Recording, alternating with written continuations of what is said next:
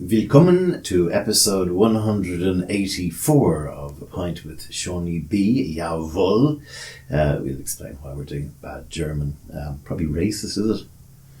Everyone's racist now. I'm with the Don as ever. Hello, the Don. Hell yeah. We had a very good response to the last episode, Liverpool and Flap Couture. Yeah, and I appreciate all the support, but it has really gotten on my tits a bit that everyone thinks it's flap culture, which is fine, but flap couture is better, and I did coin it, so... One of the things about the last episode was the numbers went through the roof. Did it? Yeah, so first of all, our numbers are growing a lot, so thank you all for listening. And also, if you want to, we're not a sort of podcast that constantly asks people to, send them money and all that kind of stuff. But we do have a system whereby you can log into patreon.com/Seaniebee and you can decide to leave us a pint every I'm month. not named on it because the welfare, do you know what I mean? And a lot of you have been with me in Patreon for many years, and you know who you are, and thank you so much. And the money does help. Largely we use the money to promote the podcast now on Facebook. And here's why it went through the roof. We thought it might have been over slagging people from Liverpool. We thought it might have been over the flap couture.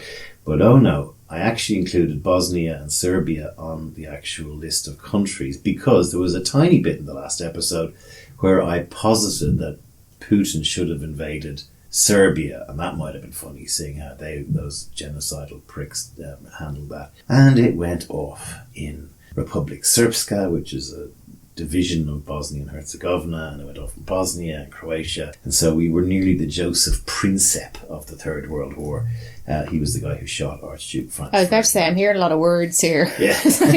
But I also don't really see how that would suddenly have taken off. Like, what does that conversation Because look it's like like a in Bosnia? tinderbox. Yeah, but what does that conversation look like? And also, how the fuck do they even understand They probably me? they probably dubbed it into You Bosnian. perhaps, because you have that transatlantic lilt of a girl on the Well, chart. I also have quite a lot of listeners in Sarajevo, because I did a whole Sarajevo year a few years ago where I went and interviewed about 4 or 5 famous Sarajevans or How Bosnians. though? Did you have it on YouTube dubbed or something? Well, I have, first of all, I have a godchild there. Hello, Liam, if you're listening. So I used to go over and visit him. Liam's He was not listening. small. He's not listening. His dad won't let him. Sorry, Dad. Sorry, Jervis. Sorry, Jervis. So I went over and I met all these amazing people who'd lived through the war and who, like the artist Shayla Kamovic and all those people. And the Bosnian Film Festival, Sarajevo Film Festival, I talked to the head of that. So I have quite a number of listeners there, so they probably all just went, oh, he's having them. And also, the Serbs just are, it was one of the countries I couldn't wait to get out of. They pretend that everything's great and that they're really friendly and nice and all this kind of stuff. The irony of generalising all of the people from a particular country and saying what pricks all the people from that country are the fucking racists. The biggest aggressor in the No, I know, I get what you're saying. Was Serbia. No, joking aside, I do get what you're saying, and there is obviously, look, there's a fucking real problem behind that Eastern Bloc. There is, but I bet you can see the funny side. Anyway, that's what we... I don't like Bosnians because they're racist. That's what caused a big... Serbs. Serbs, sorry. Be careful. The Bosnians are Muslim. You can give out about that if you want. But Another they're day. kind of cool Muslims. They're like, you go to Bosnia... Sarajevo Like the Turkish Muslims. Sarajevo is an amazing city. It's like this upturned pudding bowl, and so it's surrounded on all sides by sort of hills. That's where all the Serb snipers were when you used to see those people running for bread. And like the muezzins go off every 4 times a day, singing around it's very beautiful, especially at night time. And I've never had any grief, and there's pubs and everything, and no one's running around with sticks beating girls because they're not wearing yashmaks and stuff like that. So it seems a very tolerant Muslim society, and no part of anyone that I met there who was a Muslim had any truck with ISIS or jihad or anything like that. And in fairness, there are countries where it's more extreme and not there was a everything religion there. there. It was like a normal religion. People were Muslim and they did Muslim things and they didn't try and fucking... But isn't cut it? It's people's actually really hands off nice when you go to a country that is a Muslim country, but not a particularly extreme country. It's a tolerant, modern society. It's really nice because they tend to be extremely warm and inclined to invite you into their culture. And things like funerals and stuff are totally different to how we do them. And I always find that it's really nice to be invited into that and have it explained to you. And the thing about Islam is it's a bastard to try and follow. This whole Catholic thing of we'll just laissez-faire and pick what bits we like. A la carte Catholicism. Yeah. Like, they pray 5 times a day. They've just finished Ramadan, which is like, you can't eat from dawn till dusk or whatever. Which is a beast when it falls in the wrong month. Well, exactly. And this was a pretty bad month because it got bright early. Anyway, so we went to... there's also a slight travelogue dimension developing in it, but we don't really know what the fuck we're doing. Thank you all for listening in droves. In fact, more people are listening now to you warbling on every week than ever listen to me with a guest. Well, that's understandable. Import. Are you suggesting I don't have any import? That's just funny. I spent a lot of time working on that, getting guests, listening to them, traveling to see them. Whereas I just pull shit out of my arse, stick it on Facebook, and everyone goes, "Oh my god, you're so funny." We just go, we do a podcast this weekend. No, let's just do it next weekend. And listenership goes up, always the way. But thank you all for your support, and yeah, great if you could contribute. So the next month we're going to be in Toulouse in France. So if anyone has any tips there, we're going to be there for a few days. And the following month we're going to be doing a 10-day trek across Denmark from Billund to Copenhagen. And then in August, there will be a surprise venue chosen. It'd be a surprise to me too. It's a surprise to me as well because we haven't even booked anything yet. But we're probably going to go out. So there'll probably be a little slight travelogue. And last month, or this month, May, we went to Frankfurt. Yes, we did. What was Frankfurt like? German. It was. Frankfurt is... but one of the things we did notice was relative to Dublin, Liverpool, probably Newcastle and other UK cities, and Ireland cities, the old flap couture was well under control. It was, because we sat there for a solid hour and we came across one. Now there was somebody. Two girls that looked like hookers anyway, which they're allowed to do that. Yeah, they didn't look German though. No, yeah. I will point that out. Probably Irish.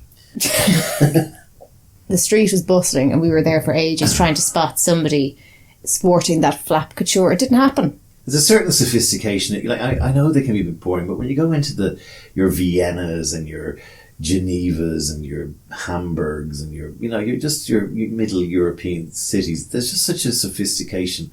Like, it's rare you see people vomiting in the streets and fighting like you do in UK and Ireland cities, and just general fucking mayhem and seeing over drinking and all. It's just kind of, it's like everyone's just kind of, we're a bit more fucking grown up than that or something. Yeah, but I found when I was in Salzburg, I found that it was like it had that veneer.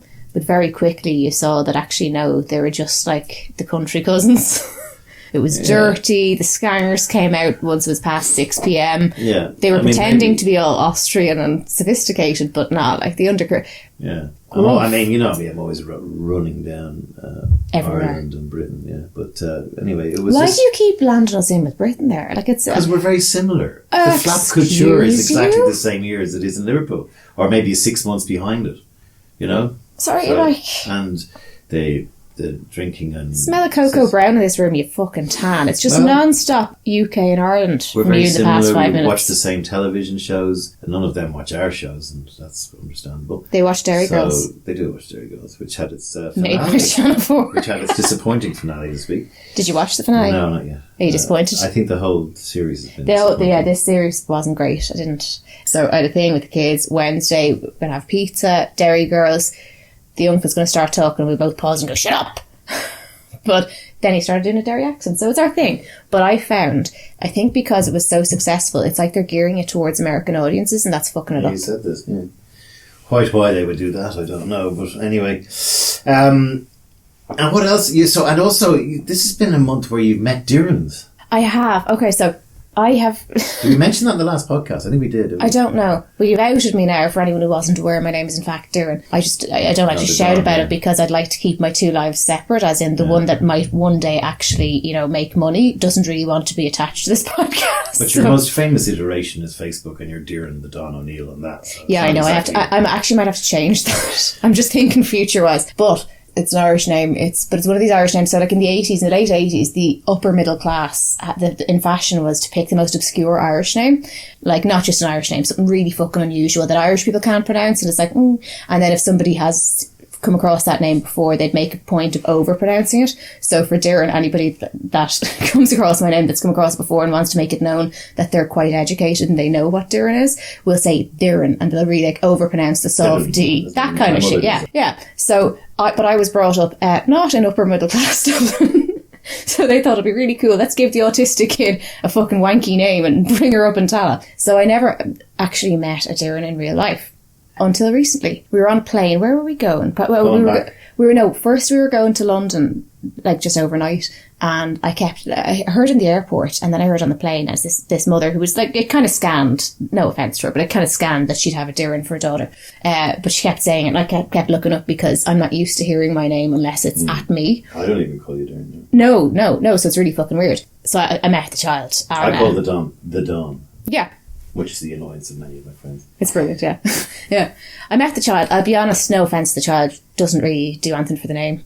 I was underwhelmed by my first Doireann, but I was delighted that I finally met one. She didn't seem that enamoured to meet you. She was like, meh. Yeah, I know, she was an arsehole. Yeah. She was an arsehole. I'm fucking brilliant. Anyway. So at least 50% of all Doireanns that we know are arseholes, basically. So, I'd say more.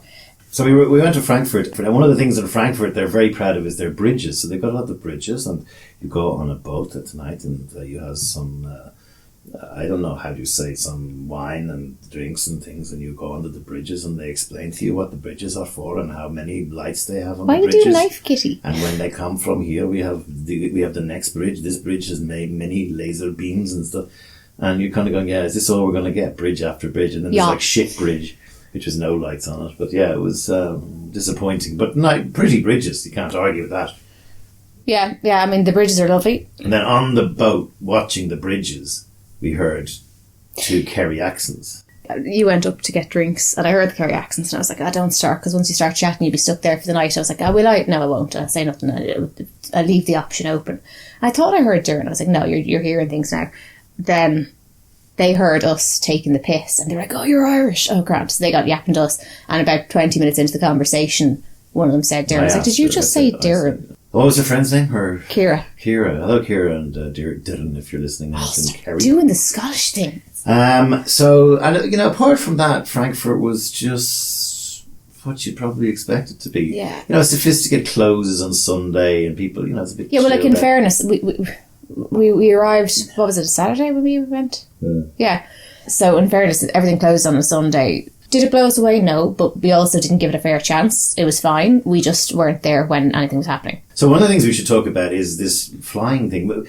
Probably the worst thing and the biggest tip ever you can get when flying to Frankfurt is do not fly Ryanair. Frankfurt, as most of you listening know, is probably one of the biggest international airports in Europe. It's probably second or third biggest after, I don't know, Heathrow, Rotterdam, Paris, Charles de Gaulle or whatever. But Ryanair, in their infinite wisdom, have decided that their Frankfurt airport will be 1 hour and 50 minutes by coach away from It's somewhere Frankfurt. near Luxembourg, It's basically. actually nearer to Luxembourg, which, by the way, if you ever want to go to Luxembourg on the cheap, fly Ryanair to Frankfurt. And but you'll have to rent a car. You'll have to rent a car at the airport, but it's only an hour away from Luxembourg. That could double as Ryanair. I bet you that's Ryanair's Luxembourg airport as well.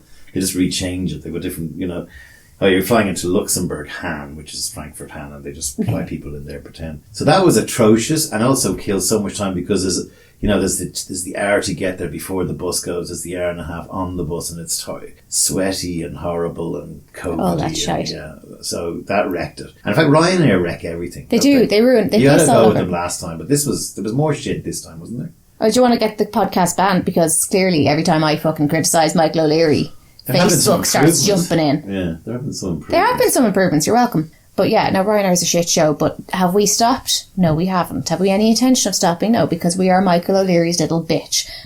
I will say, haven't we bitched about climate change and how people should just cop on and be the change you want to see and stop waiting for other people to do it? Yeah. We say, and then everything that we're not talking about climate change and giving out and being holier than thou, we're talking about how we've been flitting off on cheap flights. Yeah, so we've had a look at this, and one of the things about this, I think, right? So first of all, the first excuse is people go, "Oh, well, like the planes are going anyway, so like, yeah, because me just buying one of the tickets, Yeah, the plane's going anyway, but if you keep adding your name to a list of people who are interested in that flight, well, you're adding to the problem.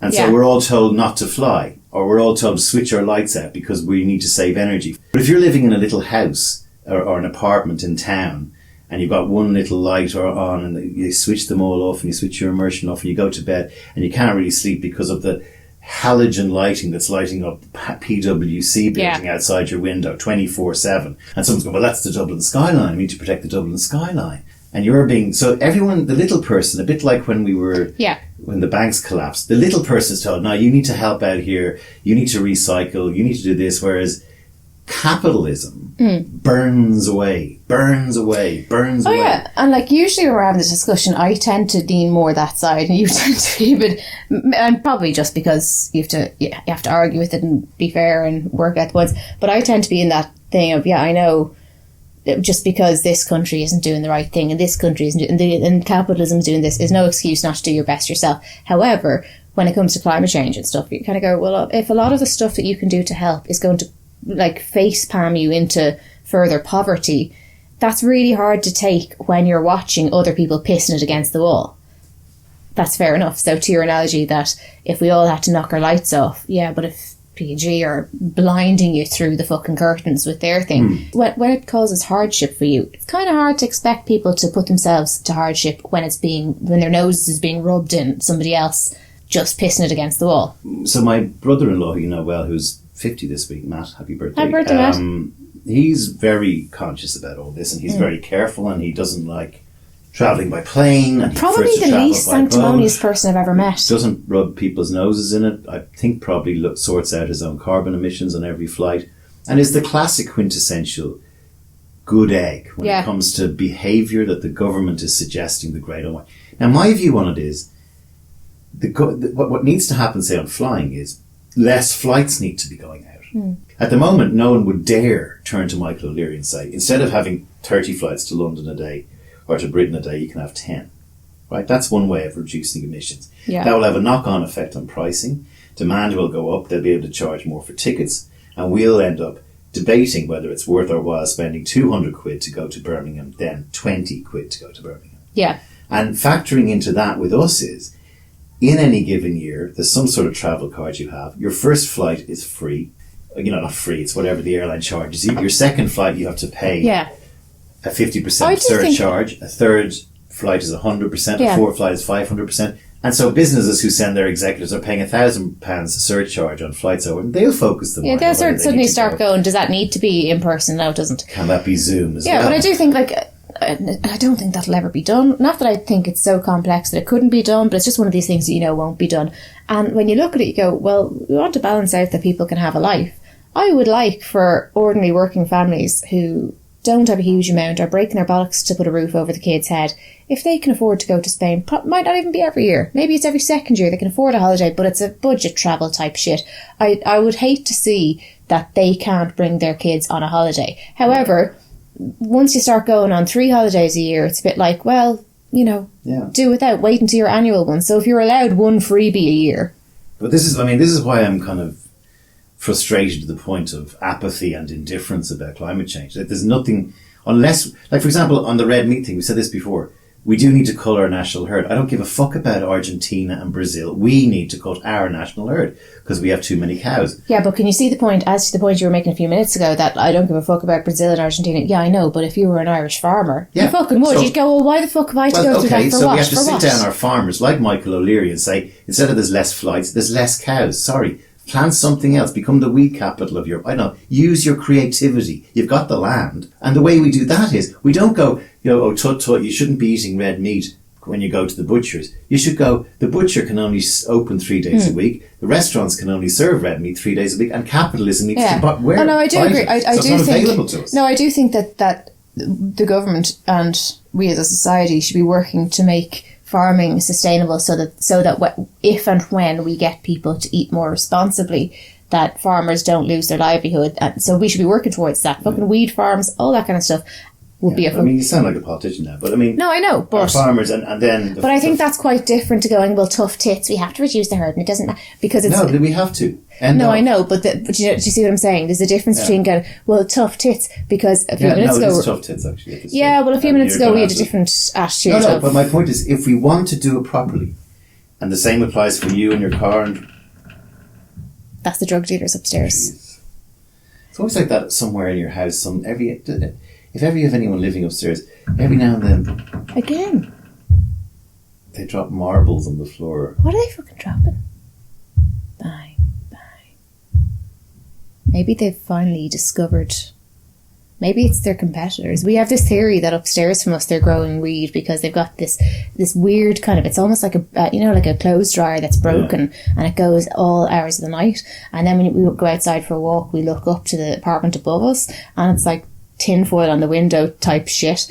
Like, and every so often they'll drop loads of stuff like fucking marbles and stuff. It's a very strange house. Yeah, we don't know what's going on up there. Yeah.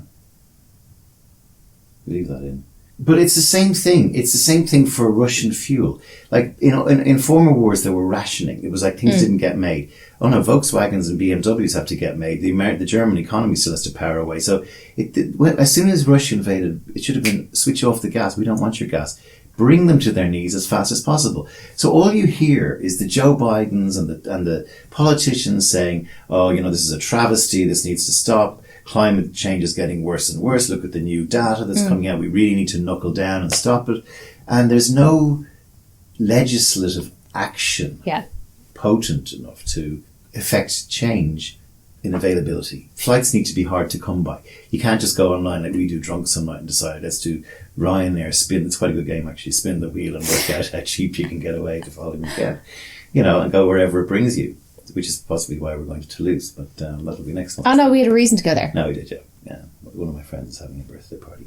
I mean, one of the things that Dawn likes to do when we go to other countries is she likes to visit the local supermarkets. Yeah, that's my thing. One, I actually really do enjoy looking at the products, see what's similar, what's not similar, see how much things cost. I enjoy looking at mothers with small kids that are fucking pulling out of them and throwing the Cocoa Pops in, and the mother saying, fucking do it, your father gets home. And for me, I'm on my holidays and it's some tropical country. For them, it's a Tuesday afternoon. They're going, for fuck's sake. And like, I feel like it's the one space, like 10 minutes will do me, but it's the one space where I feel, oh, okay, I got a vibe for the country now. Well, I want to see what the frustrated mother getting hassled in the supermarket looks like. And of course you saw Aldi in the motherland.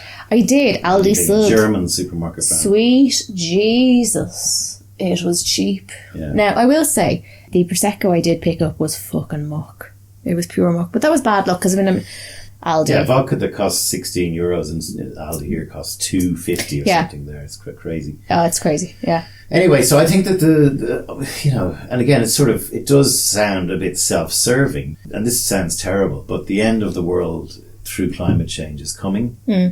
There's nothing we can do to stop it because nobody has the will or intention. This is Greta Thunberg's blah, blah, blah, more blah, blah. And so you can either decide to be like Matt and just be good and have your conscience clear and you lead by example, which no one else is following, or just go fuck it and just do it until somebody gets to the point where people begin legislating, stopping Ryanair from travelling, 50% less flights every year, deal with it, Ryanair, work it out.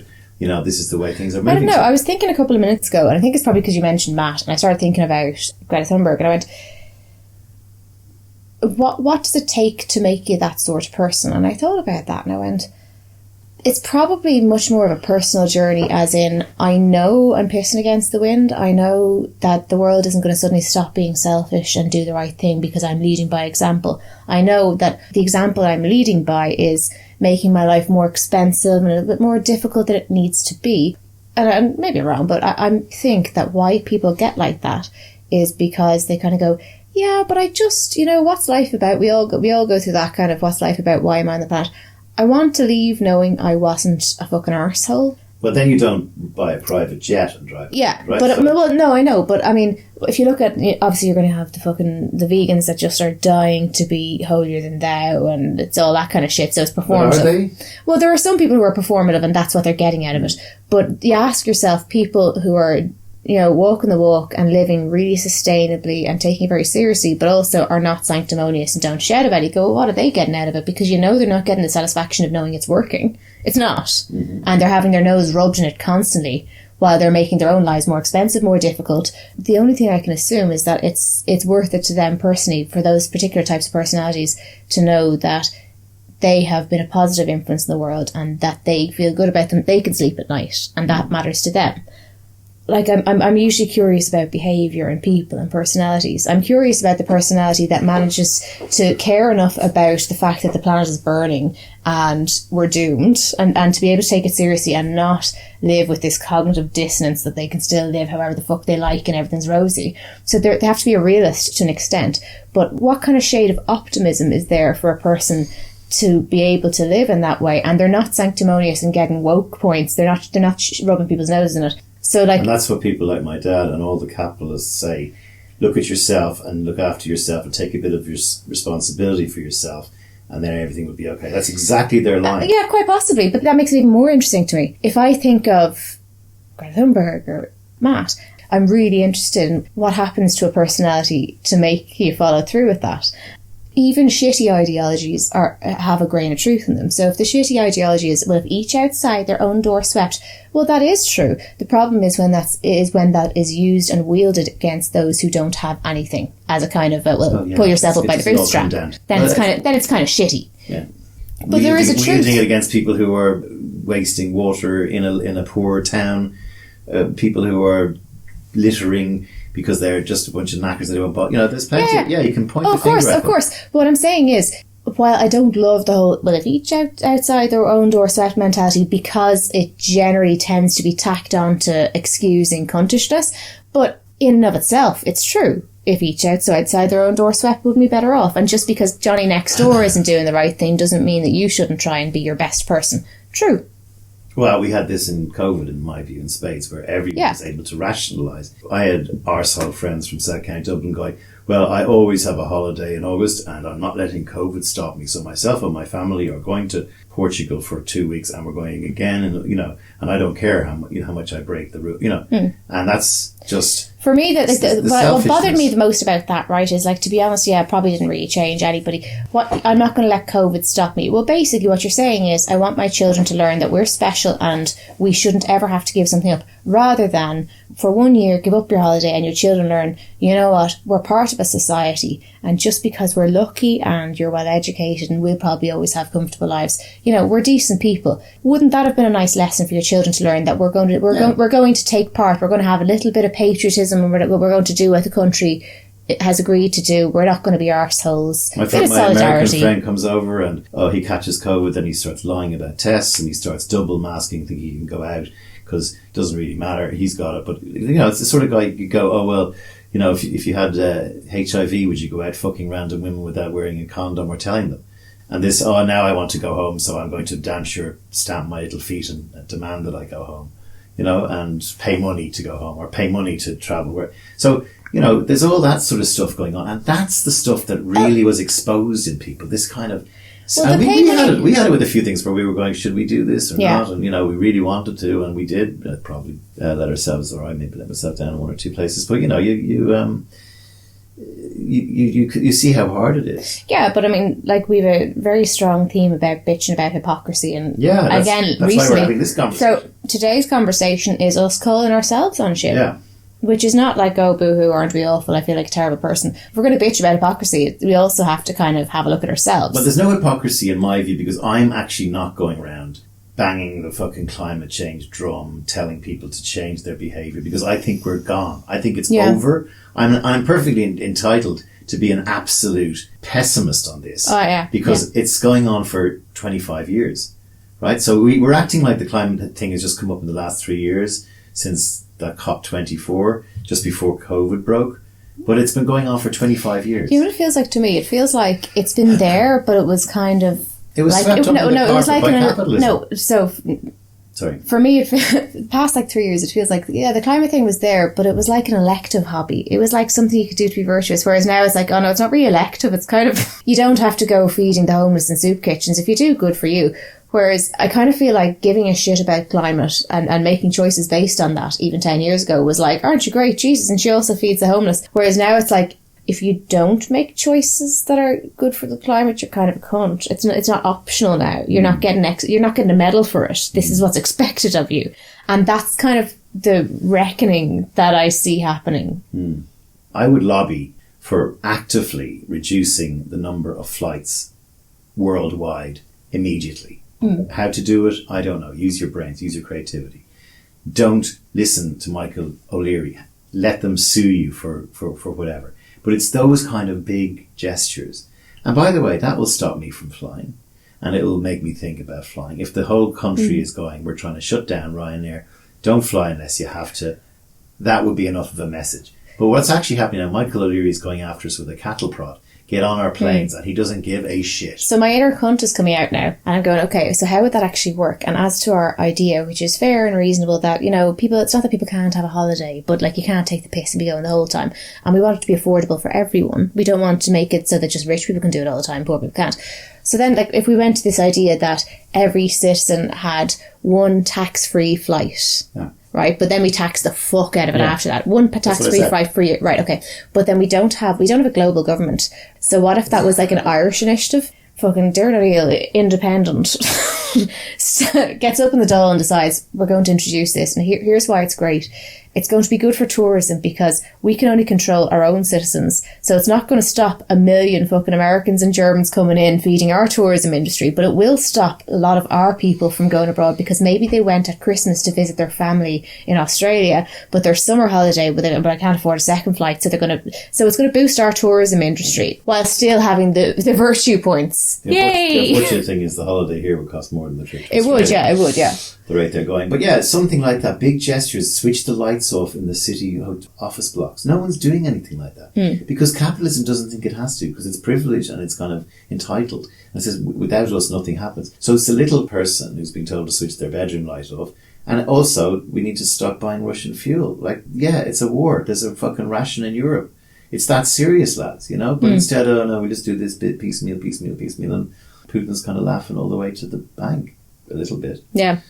Anyway, so yeah, you're right. We, and I mean, I'd be really interested in any feedback from any listeners on this, because we are trying to look at our own hypocrisy on this. My view is I'm not going out there banging the drum, as I said, on climate change. I think we're too far gone. My view is that we're definitely hypocrites because everybody's a hypocrite. No, but even on this issue, yeah, absolutely. If you listen back to some of our climate things and some of us having a rant, and we're right, but we're also going, oh, by the way, law of us suus, we're far from fucking perfect. And I think that's important. Aside from the climate change thing, the hypocrisy thing is ranting and raving. It's important to also kind of call ourselves on our own shit. So in many ways, I am the kind of epitome of the sure the flights are going, I might as well be on them. I'm the epitome of that argument, which I find very shallow and hypocritical as well. Yeah, but I mean, like, I'm a very flawed person. It's not me kind of going, yeah, well, look at I'm flawed, who cares? I actually do care about my flaws and I care about bettering myself, but there's no part of me that's suggesting I'm not flawed. But I think having the integrity to bring that to the discussion when we're talking about hypocrisy, whether it be about religion, whether it be about climate change, whatever, bringing our own flaws and having a little reckoning with ourselves and realising, yeah, I probably should do A. I won't because I'm not a good enough person. But let's have a real chat about how I should be doing A. I am doing C. How could I do B? That's what it's about. It's not about us saying we have all the fucking answers and we're great. And yet it's about having the fucking integrity to look at our own shittiness. And yet this piecemeal person by person thing, whilst each outside their own door swept, the village will be clean. It's far better if one of the big municipal cleaning companies comes and cleans the street, right? Yeah. And that's not going to happen. This is the despair I have on it, because it's just, you're kind of made to feel guilty about your own personal behaviour. And yet there's a machine driven by advertising, I have to say, and buy this and sell that. There's a consumerist machine that's demanding, like even the car industry, you know, there was a good argument I heard was we should all just buy old cars and keep old cars, well, and don't buy any new the electric cars. I'm kind of going, well, like, I get that if you're changing your car, you should probably buy old cars and not use them. Yeah, what's making the fucking batteries out of them? I mean, I get a phone call every couple of months from my phone provider because I have a Huawei phone, which is like the cheapest of the cheap. I have a piece of shit phone that was very cheap to begin with, and it's like 5 years old now, 5.5 years old, and I broke it about 2 years ago. The screen's cracked. I haven't. But so, like, after 18 months, they ring you and go, you're due an upgrade. And they keep ringing me, and I'm like, no, I'm all right, thanks. And they can't quite grasp what I'm saying. I'm like, I don't need a new one. But you're entitled to one. But you're not doing that for climate. You're doing that because you want to keep all your stuff on your phone. I'm doing it for, two reasons. No, it started with, I actually don't really want to fiddle with it. And the thing is, 99.9% chance that I can just take my SD card out and stick into a new phone. But I'm also going, I don't need a new phone though. I'm happy enough with the one I have. Getting used to a new phone is unnecessary. And I am genuinely sitting there going, why are we like mining lithium for a brand? Like, now, if the battery starts going fucky in it, as soon as the battery goes fucky that I can't depend on it and I can't relax because what if something's wrong with the kids, I'll change it then. But because I don't need to change it, but it's like this constant push, but it's free. And I'm like, well, it's not free. It's just that I don't have to pay for it. You know, like I'm entitled to it. Somebody's pay. Like, why? It's wasteful. And like, and I never thought I'd be the fucking virtuous, like, because I'm a wasteful bitch. But I'm sitting there going, but like, I'm happy enough with it. I've no reason to change. And it seems like a shitty thing to do, to have more fucking lithium mined for a new phone that I don't have any particular want for. So all of capitalism is greenwashing. So in the phone system, you'll find that Apple and Samsung and Huawei and all of these brands have got, climate departments now that are looking at ways of reducing the carbon footprint. Packaging, plastic use, all that kind of stuff. And we're reducing it. But it needs something like, if you're a mobile phone manufacturer, you can only produce a brand new phone every 2 years. Not every time you want to. You know, so the Samsung's S7, which is now S24, even though it's only like 10 years have gone by, and that will focus the mind a bit. Yeah. And you know, if it's Procter and Gamble, you can't use plastics anymore. You've got to try and come up with new ways. But it's all done piecemeal. It's not done at a really core level, which says, capitalism, pick up your gun and say this has got to stop, and they can stop it much quicker. Yeah, but there is like a personal thing as well that I'm kind of like really trying to reckon with, which is like if I took a shine to a new phone that did something that mine doesn't, and I really wanted, I didn't need it, my phone was working fine, but I took a shine to it, I kind of go, well, if I took a shine to it, I'd go for it because I really want it. And so I'm not expecting people to be all virtuous, but I'm kind of going, it's the thoughtless kind of, you didn't even really want it sort of consumption that is really driving me mad. I don't buy sustainable fashion. I don't buy a huge amount of anything. But like, if I see something that I really fucking want it, I don't think twice. If I really, really want it, I get it. We don't necessarily have to be so sanctimonious that every item of clothing we buy is sustainable and... But there is such a thing as, yeah, but do you really want it? And if you do, fire ahead, you don't need a good excuse. I'd say fucking 9 out of 10 garments that we buy, we don't really want. We haven't decided where we're going to wear it. We're just being fucking wasteful cunts. If you really want that phone, you've been eyeing it up, it looks deadly, it'll bring you a bit of joy, fine, buy the phone. But don't just buy the phone because they said, oh, you're due an upgrade, you're getting ripped off. Most people are in that latter group. Which, just for the sake of it, rather than actually wanting it. Not even thinking... Or else standing on ceremony. I guess we always have a holiday in Portugal every year, and this year's not going to be any different, thank you. You know, and but like, had you anywhere in mind that you really wanted to go this year, or could you do without it? Like, I mean, I think I should probably go up one further, and you know, lots of things that you want, you don't need. But before we even get to the point of stop using things you don't need, I'd say fucking 90% is just stop taking things you didn't even really want to begin with. Yeah, so I don't know what to think about that. I mean, my view on it is I can't actually even see a time when stuff like this gets tabled, or even comes close to being achieved. Right, so you know there are some big gestures like Germany closing down its nuclear power plants, which there's a debate out still on whether they're environmentally friendly or not. But right now it's too late for Ireland to build it. It's going to take 15 years to build a power plant. Yeah. You know, there's smaller power plants, and so we are where we are. I don't know. The consumption of the little person is tiny. The little person multiplied by millions is huge. There's a long tail that can save lots of energy. But I do also there's also think these big blocks of places. I think the mentality has an impact on what we accept. More so than necessary. I mean, I suppose that what the little person does multiplied by millions, if not billions, definitely has an impact. But I think even bigger than that, when we all have a certain mentality, we start going, sorry, what? We don't accept the same shit when we're, so there is that. We looked at it ourselves. We have flights booked for parties in France, and we're going to Denmark for a trip and stuff like that. But you know what? We're doing that as part of our travel log. So we're going to these places so you don't have to save climate change. How about that? Is that sanctimonious and hypocritical enough for everyone? We'll see you in Toulouse next month. Because we've got nothing to lose. Oh dear. It's getting that bad. Speaking of wordplay, you know that I'm a Scrabble fan. And I missed, and this just shows you how irregularly it would ever come up in the game Scrabble. But recently, I was trying to play a 7-letter word, which was snigger in Scrabble. And while I was playing, I couldn't find a place to play it, but I was able to play niggers. If you can imagine, I can take the S from the top and put it at the bottom of the N word, and then add that to something. Yeah, the plural I couldn't get snigger out on the board. So you could play a plural of the slur. Yeah. Right. I couldn't play snigger. And I look back at this, and it was a couple of years ago, Scrabble had decided to ban the N word, which I'll start using now. In other words, the letters N-I-G-G-E-R are on the board. There for all to see. But there's an S in front of it, so it makes it snigger. And that's fine. That's fine. Right. But you can't play it soda. Which is a word, just the same way as the N word is a word in Scrabble. Yeah. Right?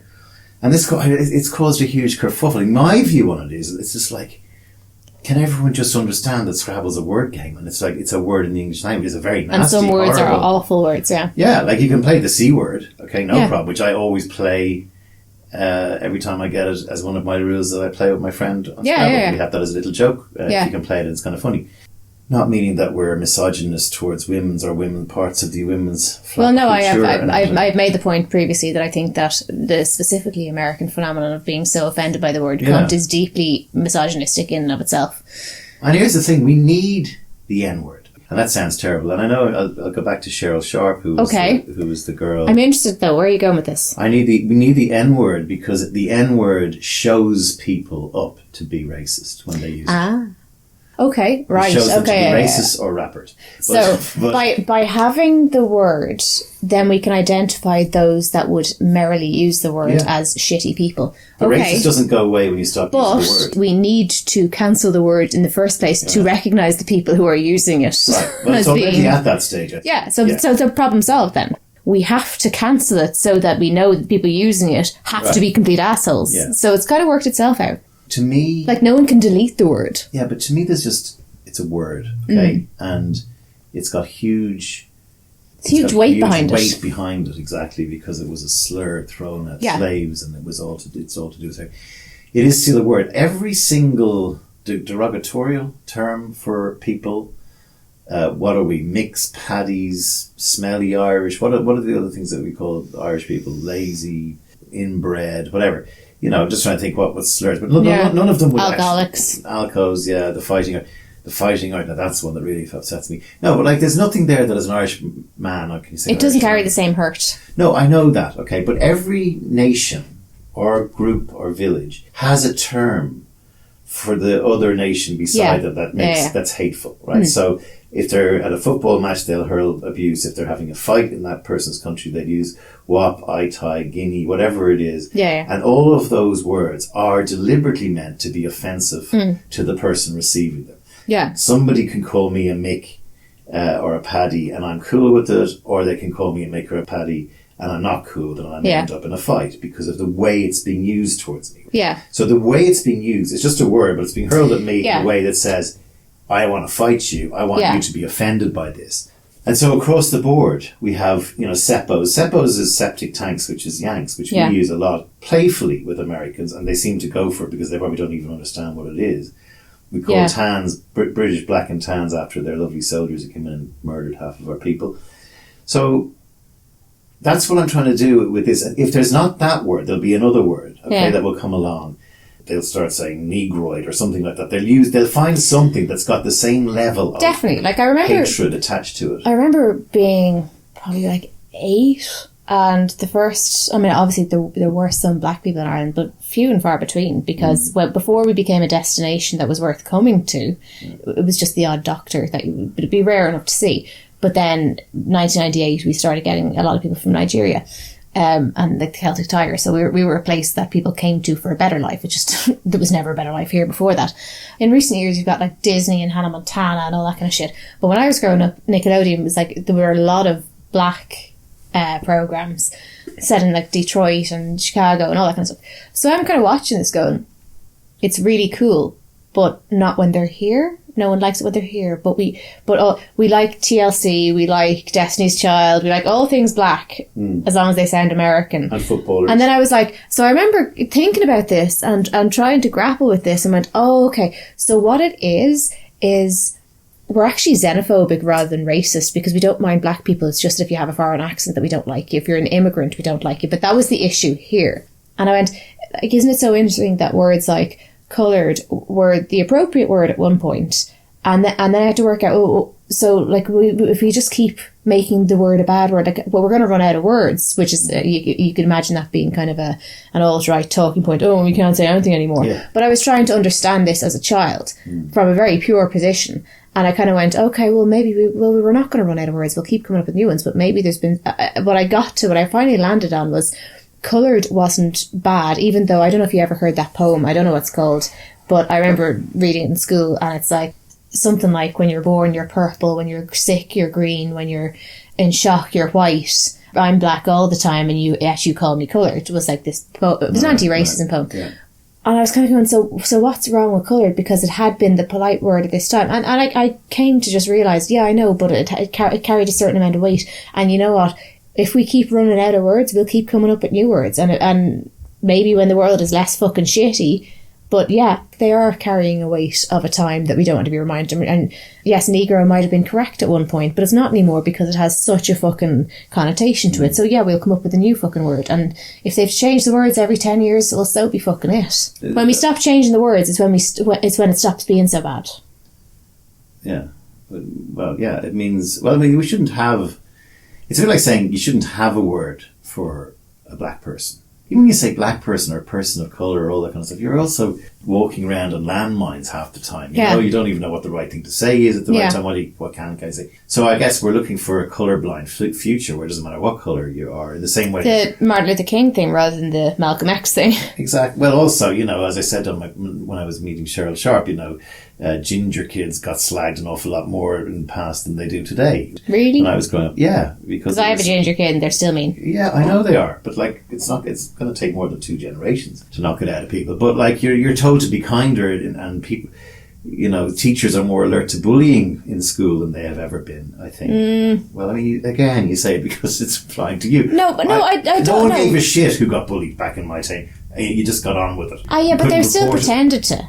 And now they make much more of a fucking deal of pretending to, but they don't really give a fuck. Well, you get to be honest and everything. So it was worse back in the day. Like there was literally everything in Ireland was worse in the 70s. There was no good old days.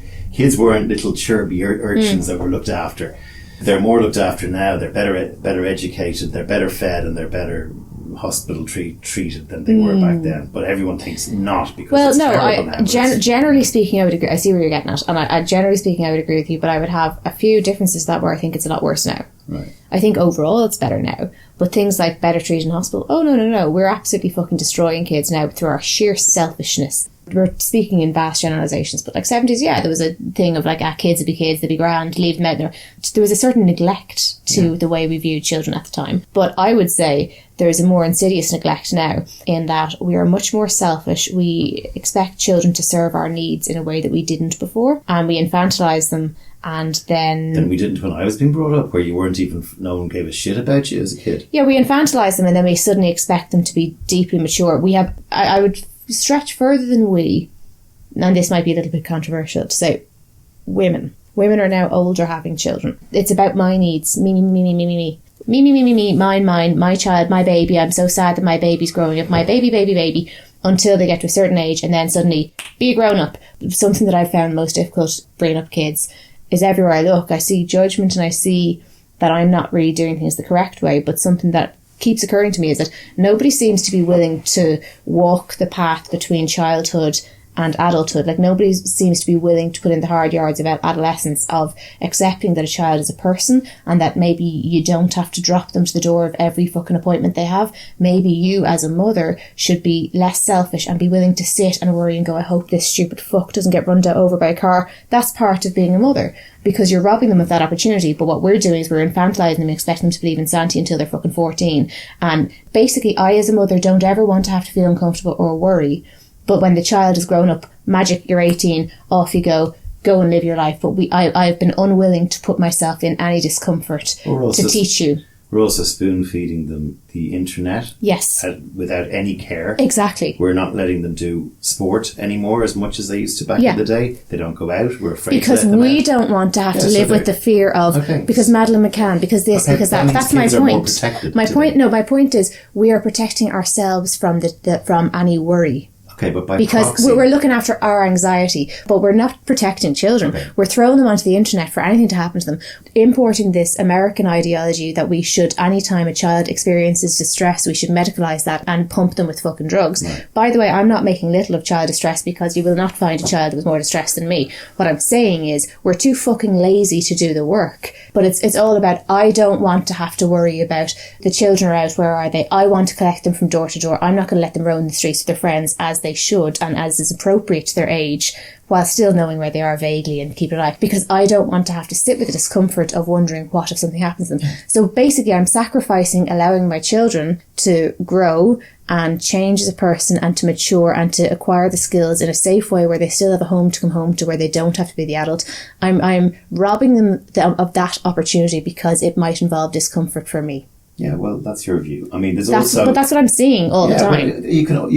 I wasn't sent out into the world to do my thing without anyone caring what the fuck happened to me because they were letting me grow up. They just couldn't be fucking arse. Oh, no, right? I definitely know. That was definitely the case as well. They didn't care. Also, people didn't seem to get taken as much as kid. There was a sort of a. You didn't hear as many disappear. Now maybe they were taken by the church or whatever. So here's my point. Nearly all of the fucking shit about, you hear kids getting snatched all the time. It's bollocks. It's horse shit. It's not happening. The danger in your house is probably your husband or you or your father or certainly your new boyfriend, or that's the danger to your child, is somebody trusted. Unfortunately, it's not a man in a van that's going to connect. Like it's so rare that a stranger kid, and most abduction is a non-custodial parent abducting a child. This fucking idea. But this fucking idea that you had great medical attention in the 70s. No, I'm not saying there is, but I'm saying the medical attention we have now is nothing short of abusive. Okay, but it was worse back then because, first of all, it was less... I mean, there are doctors who are recommending putting kids on Ritalin and stuff like this, or Ritalin, whatever it's called. Now, parents going along with it, and suddenly every second kid is on the fucking thing. And teachers being able to quickly reach for, he's got ADHD. Yeah. None of that happened. And you could argue that toughened us up and also got us to get on with things because we weren't allowed to go... It's not about toughened it up. It's about it's fucking abuse of kids. Nobody I knew had autism. Nobody I knew was dyslexic when I was growing up, and there had to be people in the class who of course, but nobody was identified as such. You weren't given any help. You were beaten up if you didn't know your maths because you didn't understand maths by your father or whoever. So, it wasn't... Oh, no, I know. I know. But kids these days are just so cosseted. It's scary and worrying because I think they'll have no spine when this is my point. I think that the cosseting of children it's neglect. I know that there was an awful lot of neglect at the time, and I don't think kids need to toughen up. Some of our cosseting of children is not because we're being so gentle with them, it's because we're unwilling to sit in discomfort as parents, and I think that's severe neglect. And how are they going to have any coping skills? And I would say I think that's selfish. And I would say most of the same applies to the parents of the 70s and 80s. From a different angle. Yeah, couldn't absolutely. Sit and talk with their kids. Absolutely. They didn't know what to say to them, and so it ends up. Yeah, and I do think kids these days are better off than they were in the 70s. I absolutely do. I just think it's an interesting and important conversation that an awful lot of parents didn't give a shit about their kids, to be honest, and were a bit, fuck them, they rear each other sort of attitude in the 70s. Some of our over-attentiveness now is not about the child's needs, but is selfishly about our own needs, and we're actually kneecapping our kids. We're cutting them off at the knees, and best luck in the real world. Or as happened last week in America, we're cutting them off in their prime. The Texas shooting, the latest in, I think, something like 311 school shootings since 2000. Over 300,000 children have experienced gun violence directly in that 22-year period in America. And it's blamed on mental health, which America's not an outlier. You don't have a monopoly. You don't have a monopoly on there's not an outlier in mental health. No, and I was thinking about this earlier on, right, because I knew this was going to come up. Obviously, I'm sorry, there's no two ways about it. Guns. We don't have fucking guns here. That's the fucking difference. There are mental fucking teenagers, and most of the school shootings, the vast, vast majority, happen when somebody gets their dad's gun or a relative's gun. They're under 18, and I think it's like 8 out of 10 school shooters are under 18. So they didn't go and buy them. So the point that, we can just have mental health checks sorry, that doesn't quite work. The point is, you have a society where you have guns in your house. And I go, okay, I think I'm a very good mother. I don't do all the chopped vegetables every 2 fucking minutes shit, but I take really seriously my job. But I can't guarantee you that one of my children wouldn't go off the deep end in distress in their teenage years and do something stupid. Like, for instance, attempt suicide. But I can guarantee you that whether it's one of my children are their frontal lobe isn't fully formed and they've experienced rejection and they're angry and they're entitled and they didn't get the right therapy they needed and they decide to be violent, they're not going to have a gun to do so. If they're suicidal, they're not going to have a gun to do so. I can guarantee you that. And that's the fucking start, because I think we can do our best, and we should, of course, we should pay attention to kids who are bullied and kids who aren't having their needs. Of course we should. But there's always going to be outliers. There's always going to be arseholes. There's always going to be kids that are just fucking mental till they settle down. We can't have guns available, but it's the adults who can't grow up. They go, I need to have a fucking gun in my house, but I respect guns. My kids are brought up to respect guns. Like, well, there's 80 million gun owners in America. Further to that, I would say, to the mental health thing, what I really think the issue is because there's mental health issues all over the world, and being a teenager at all, let alone a teenager in 2022, of course you're fucked. The system is designed to fuck with your head. Your brain isn't developed at 25. If we're looking at the mental health thing, I kind of go, let's more look at the culture. Let's look at the mental health culture. If you're growing up in a culture where your parents feel entitled to own a gun, the only purpose of a gun is to injure somebody else or to kill somebody else.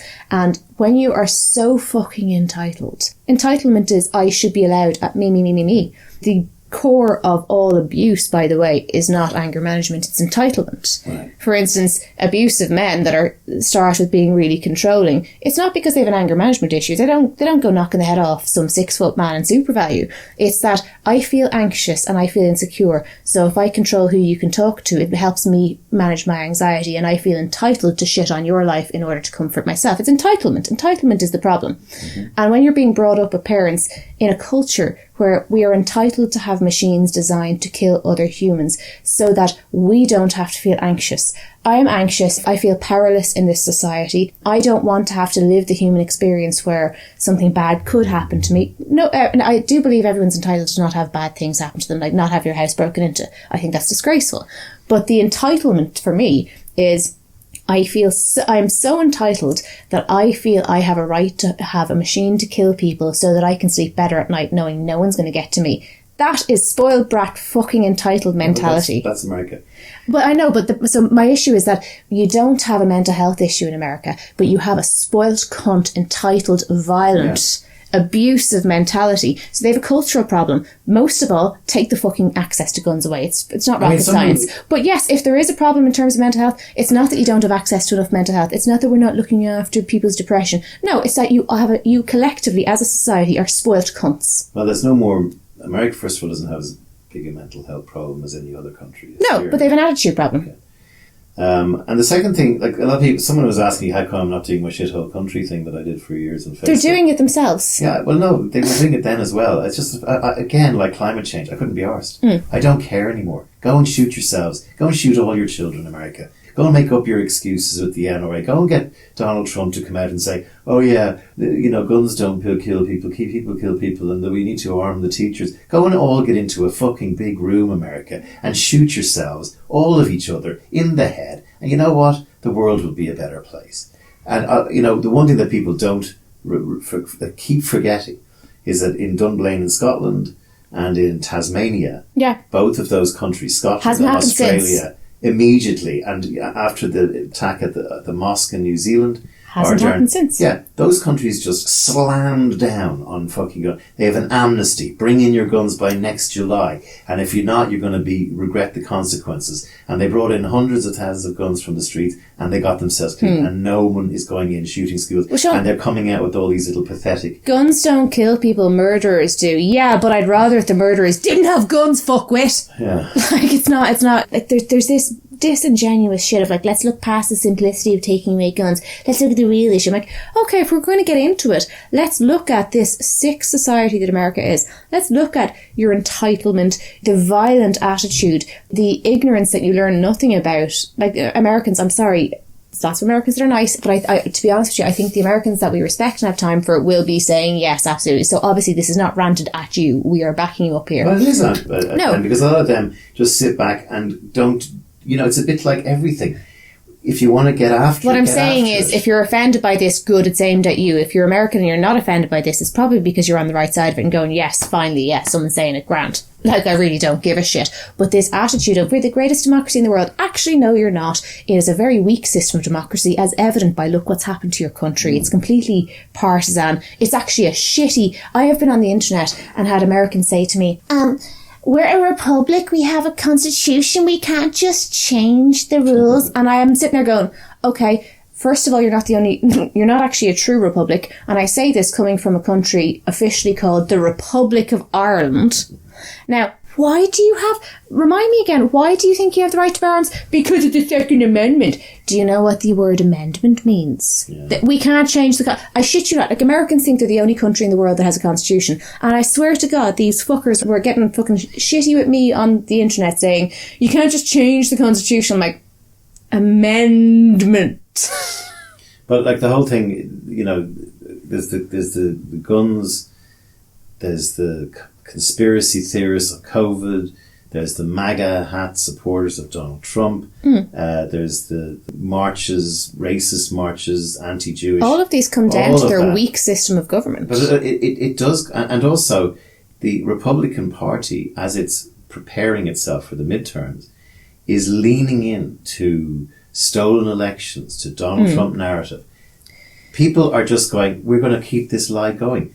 And, yeah. But I mean, like, the thing that's like occurring to me, sorry, I jumped across it, but like, even with the whole Roe versus Wade thing falling, and I'm kind of going, for the past 10 years, I've been sitting there going, Roe versus Wade has been very convenient, but it's very, very fecky. It's based, like, they don't have a right. It's a privacy thing. It's not a right to autonomy, which, fine, it's convenient that it did the job, but it was always fecky. But I'm sitting there going, you need to do something about that, because that will fall like a house of fucking bricks very easily, and that's what's happened. And it's not, but it's not just the kind of anti-American thing, but it's like, one of the things that Americans seem to feel very strongly about is that they've got a really strong democracy, and I'm kind of going, you really don't. Americans do not understand any other system of democracy, whereas, as they keep reminding us, well, we're so important that you watch our shows. Yes, we do, which means that people from other countries understand their own system of government. I understand the Irish system of democracy very well. I also understand the American one. I wouldn't go giving a lecture about it, but I understand it well enough, which is more can be said than Americans don't understand foreign systems.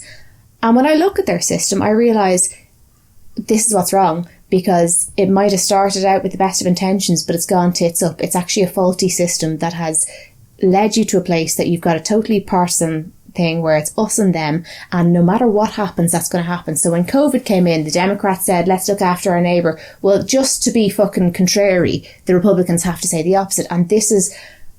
Look, I couldn't set up a government. I couldn't set up an entire democratic system. But the reality is, if you look at American history, your system has been a problem. It's us and them. It's whatever you say, the other person has to say the opposite to be contrary. That's what's led to QAnon. That's what's led to the shit show that is COVID. That's what's led to all of America's problems. So actually, and I don't have a huge amount of time for the Irish government. We've got a lot of problems. There's a lot of shit we can't figure out.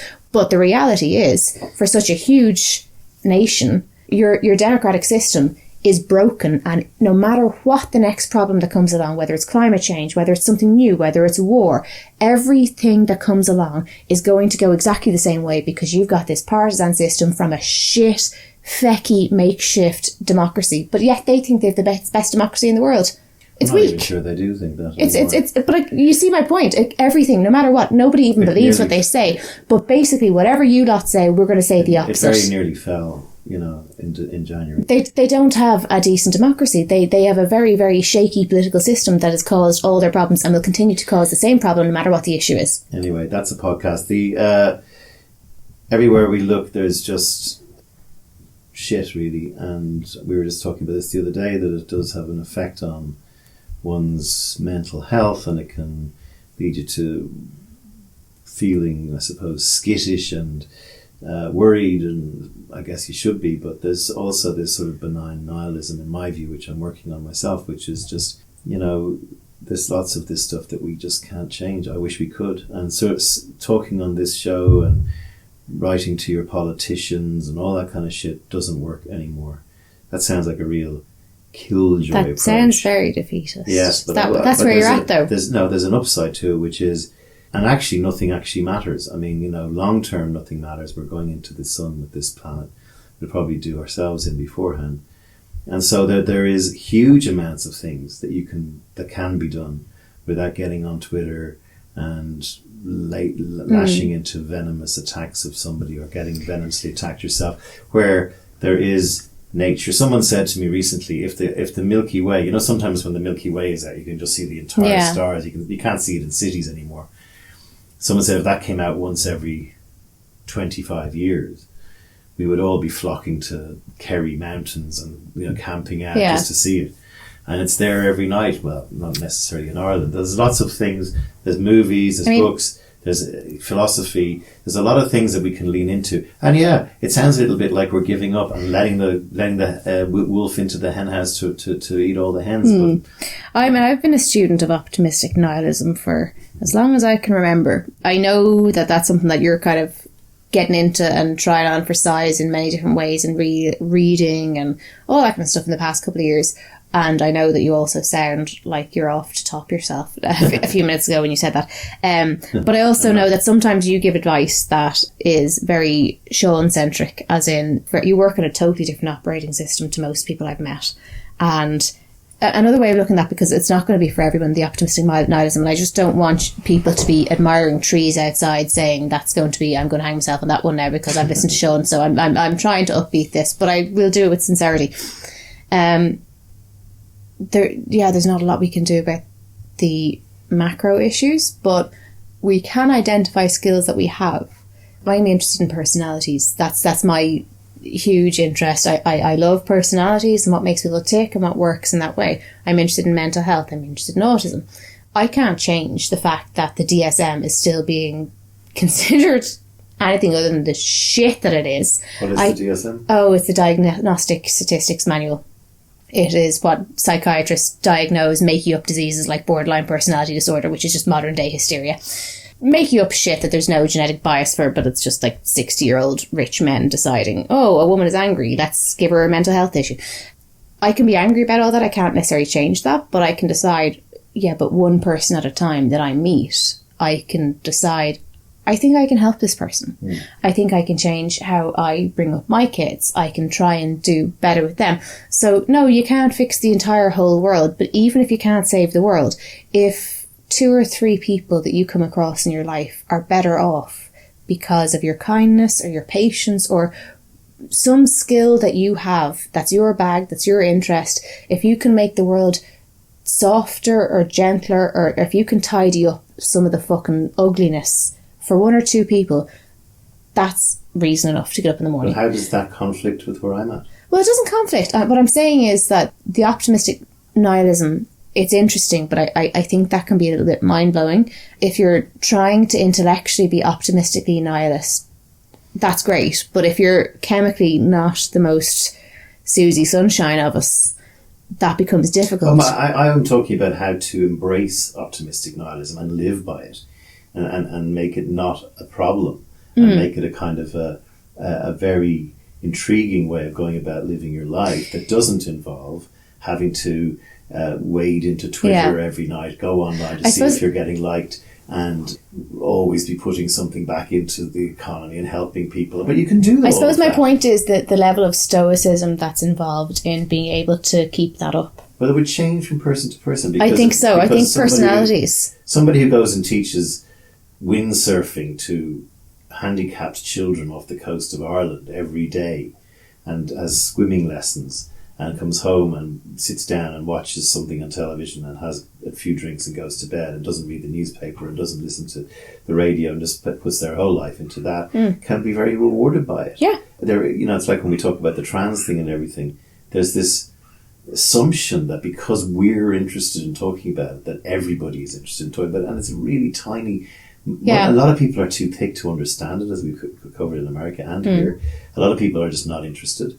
A lot of people actively choose not to go there. Newspapers or anything, yeah. Yeah, but I think a lot of people actively choose not to go there. And there is an element of sometimes we can be, and I say we, I mean me, sometimes we can be a little bit like, oh, vapid shit. I think some people have the wisdom to understand that it wouldn't suit them to give a shit about stuff. But what the only downside that I am playing with this, and I haven't arrived at an actual solution yet. It'd be boring if you did.